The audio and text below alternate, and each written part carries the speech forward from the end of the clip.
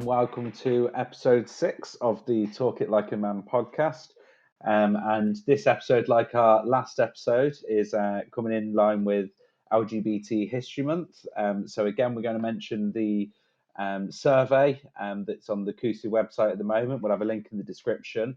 And it's looking at how LGBTQ plus inclusive your university is. You don't have to be kind of a member of the group to take part. It's for anyone that attends the university and their views and opinions. And we think it'd be good to get everyone involved so we can see kind of different opinions of the university and what's going on, and we can kind of better support some of our students. Yep. As you see, we again with not our original lineup. We've got guests from last week coming back, making a second appearance. That's how much the audience loved him, and how much he enjoyed being on the podcast. Of course, Sam still unknown location, wandering around the woods somewhere, probably on his long-awaited spiritual journey to finding happiness, basically. So, Sam, whenever you find that happiness, please come back to us, share some of it. We miss you dearly. That being said, as I mentioned, our guest from last week, Donny, do you want to jump on stage and kind of introduce yourself? Sure, mate. Thanks very much. Thanks very much for everyone for hosting me. My name is Donato. I'm 27 years old. I'm a first-year student at Coventry University in psychology, and I'm here to talk about my experience with sexual acceptance and the experience with therapy. Very much in line with our study that we mentioned. Yeah. So last week we scratched the surface of all the possible things that we can talk to you about, because that's kind of like the reason why we have you on, because you're very much in line with what we wanna talk about, and what we wanna spread as the message for all of the listeners. We talked about you finding your way to therapy, and what came out of it, like you fixing your relationship with your parents and your sister you mentioned. So do you wanna maybe give us like a look into your gateway into therapy? Like, what was that process like? Well, initially, I barely even heard about talking about therapy. Um, I think I didn't get my hands into it until in the midst of my ex relationship. I was getting a little bit frustrated, either from work pressure, and from all the issues that the relationship will bring into surface. So I started becoming really bitter and almost quite aggressive in Yes. the way I was behaving. So that was the starting point for me. That's when I realized, okay, maybe I need to speak to someone, and maybe I need a getaway for whatever I have inside. Okay. So as psychology students, all three of us, my biggest um, experience with therapy is The Sopranos, when Tony went to see his therapist. So do you wanna, like, is actual therapy as shown in the media? Is it just as simple as you going in and talking to like a complete stranger about like your biggest issues? I wouldn't say it's a simple. It's a simple process. It takes a few days for the person and you to get used to each other and to get to know each other. It takes a long time for. Um, it didn't take a long time for me to feel comfortable because I was lucky enough to have a person who was, absolutely understanding, and she was giving me that vibe, that particular vibe. Um, what The only obstacle for me, I would say, was the length of time I actually took in order for me to understand, okay, this is actually working. We tried a few things and then we uh, got to the conclusion that hypnosis was probably the best therapy for me. Yeah, which it was something that I had never done before. Um, I probably heard about something on the media, social media or movies, and the way they portray hypnosis is completely different from what it actually is. Okay, okay. So, how long did it take for them to kind of come to that as the viable solution? Like, what are the things we tried in the meantime? Now, I'm not too sure from the psychologist's point of view if that was a procedure to follow, and probably she had that in mind already. But I think it took about 2 months for her to step up and say, "Look, I've got this in mind. I think we should do it. I think it's going to be beneficial for you." Um, so yeah, I would say about 2 months, and that gap of time gave us the opportunity for us to understand and explore what the problems, the big variety of problems were in my life back then. Okay, so two like kind of quick-ish type of questions. I remember like last year, literally the first thing we did for university was hypnosis. Like the first seminar we did was about hypnosis, and whether it was effective, how it worked, how it was different from what's shown in the media. So, can you kind of walk us through the process of what it's actually like to go under hypnosis? Is that what you say? Be hypnotized, and then if you can afterwards talk about like whether you going to therapy had any effect in you like choosing to go into psychology, if that sparked any interest for you to like learn more about humans and their weird brains.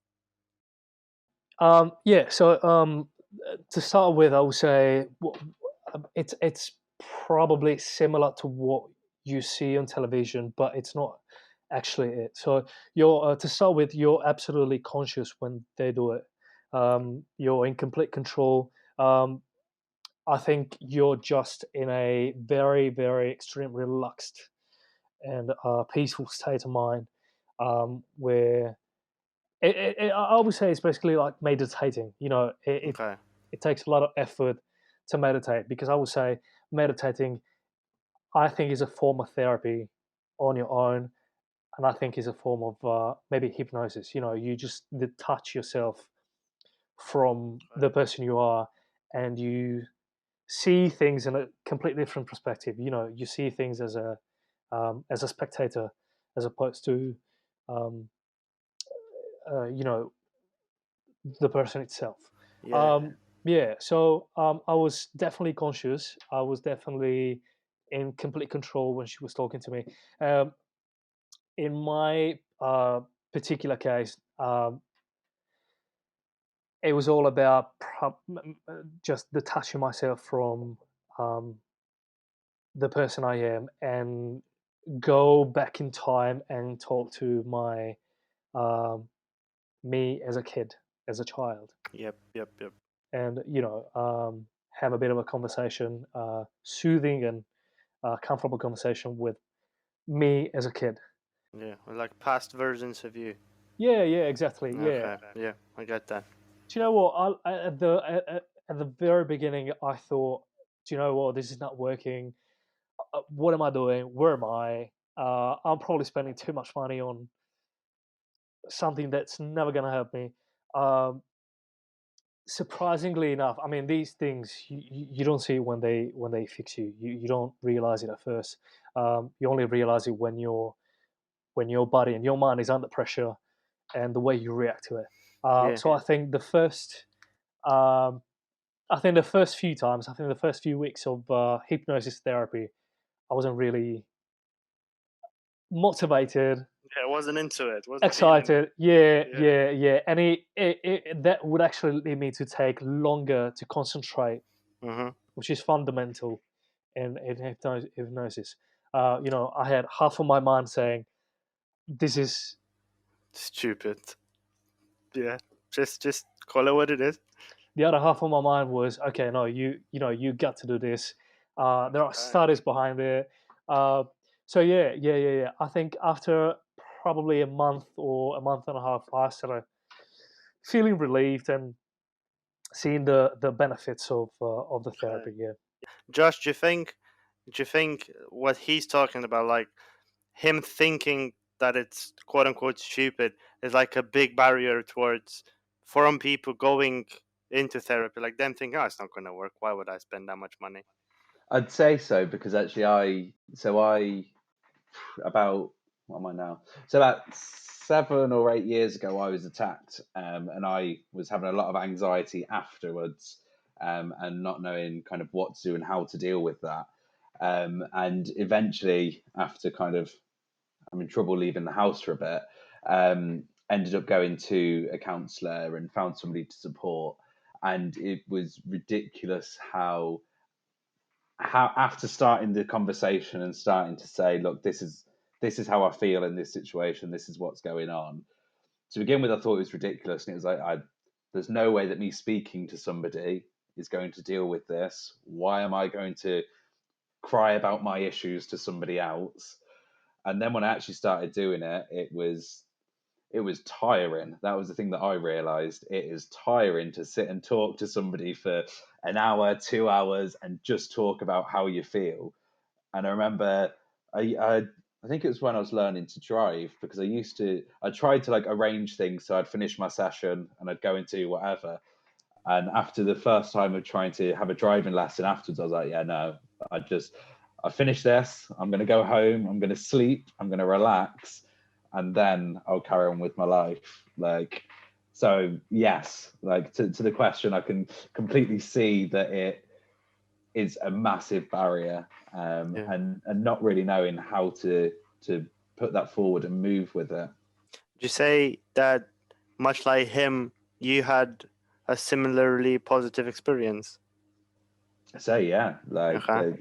it's very rare that I get the same kind of anxiety, and I think now it's a rational anxiety. Walking home late and there's a group of lads behind you. Yeah, I that's think just scary, isn't it? I think that's a more acceptable anxiety than Yeah.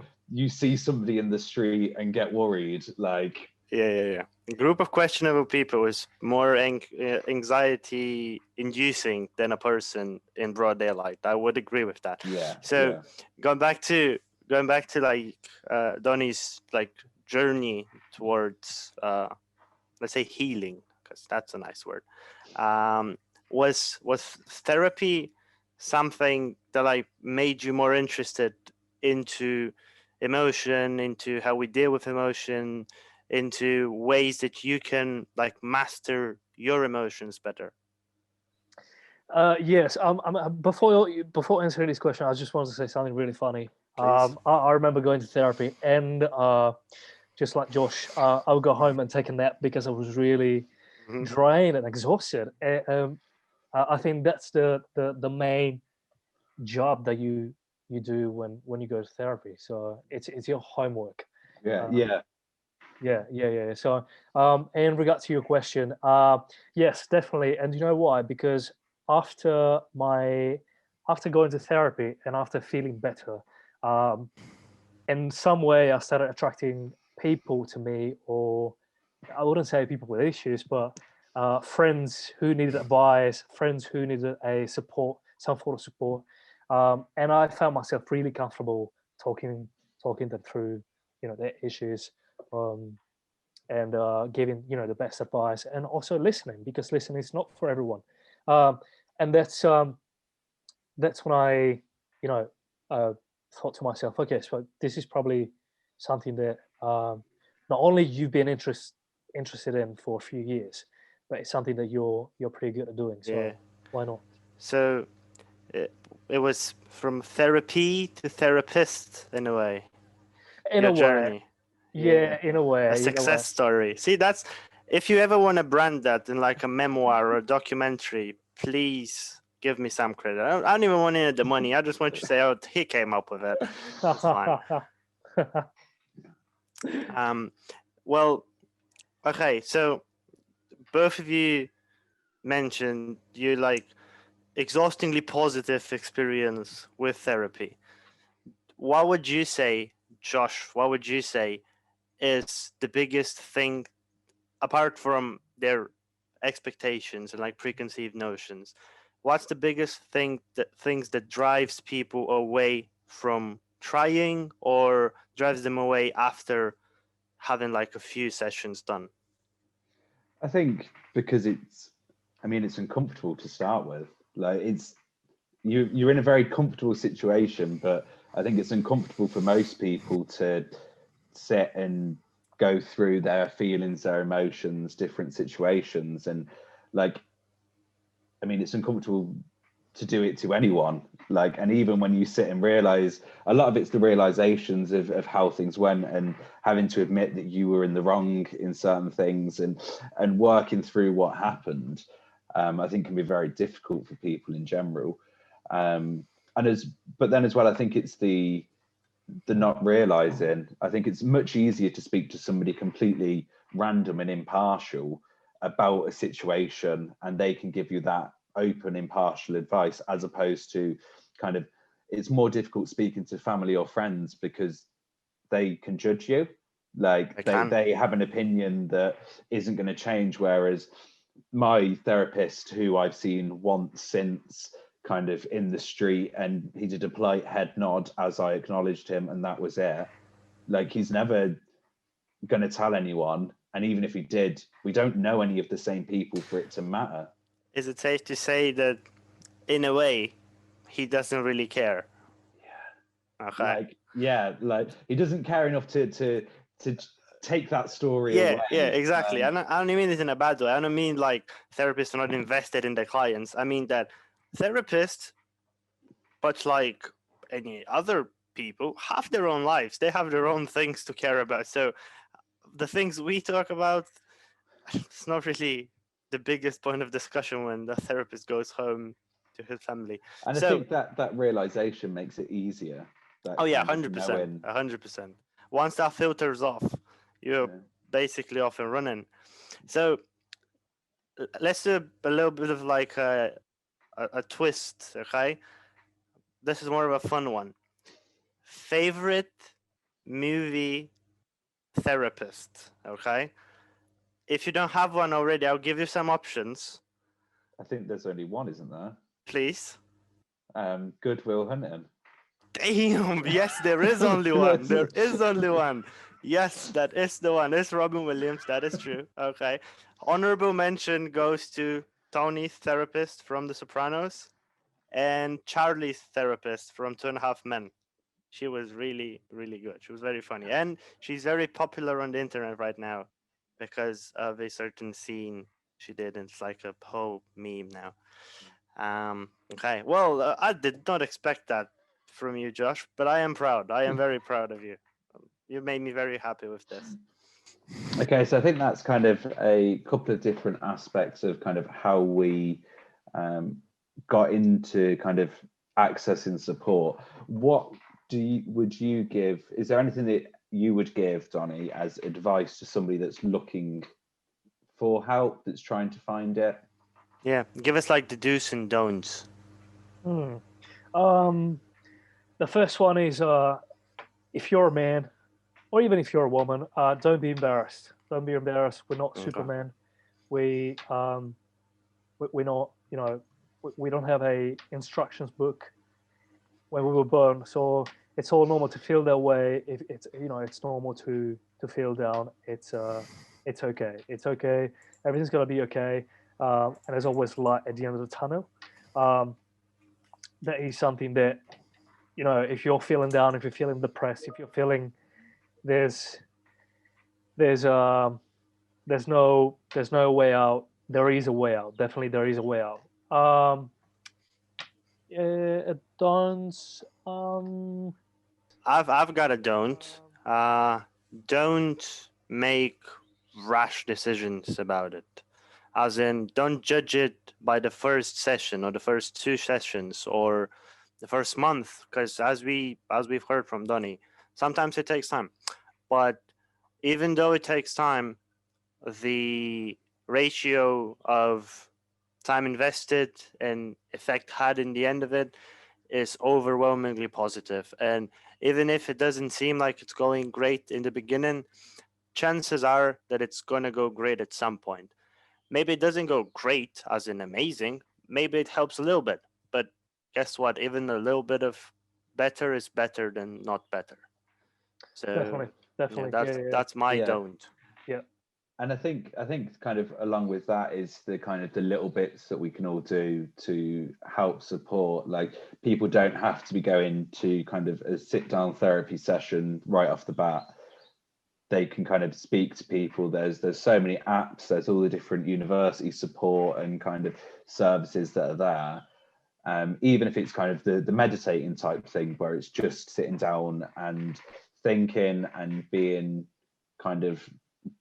yourself, being comfortable, kind of getting away from phones, those little bits that I think we spoke about a few times, where like doing exercise, these little things that are going to be better for your mental health overall, they're nothing to be laughed at. Like, it's all positive to be moving in the right direction.